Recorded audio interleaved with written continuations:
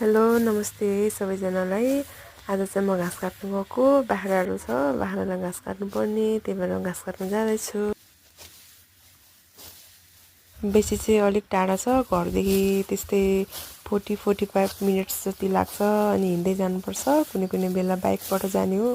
त्यस्तै हो, अब कोही बेला हिँड्दै कोही बेला बाइकबाट। घाम पनि के साह्रो लागेको आमा।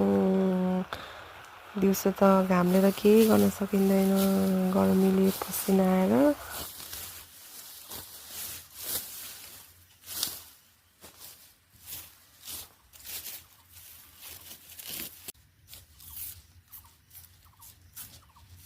अब चाहिँ मलाई भारी पुगिसक्यो, यो मुठा मुठा पारेर डोकोमा हाल्ने अनि त्यस पछाडि घर जाने।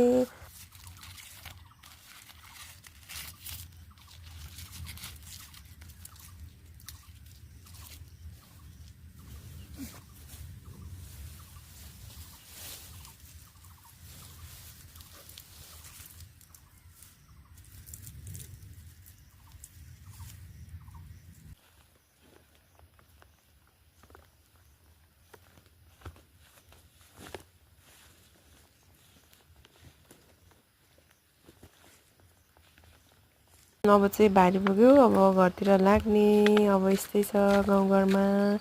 भिडियो हेरिदिनु भएकोमा धेरै धेरै धन्यवाद सबैजनालाई।